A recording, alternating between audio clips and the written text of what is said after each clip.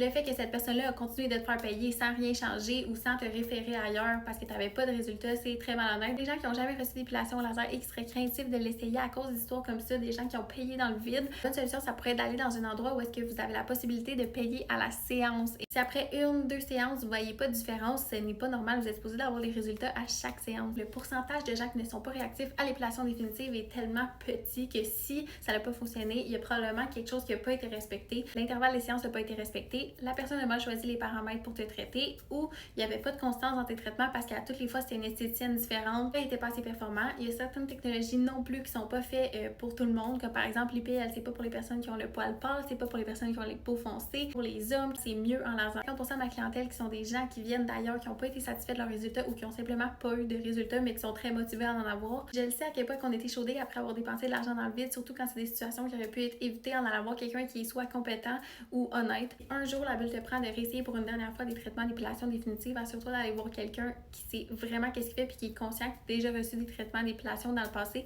parce qu'on a des manières différentes de travailler avec les gens qui ont reçu beaucoup de traitements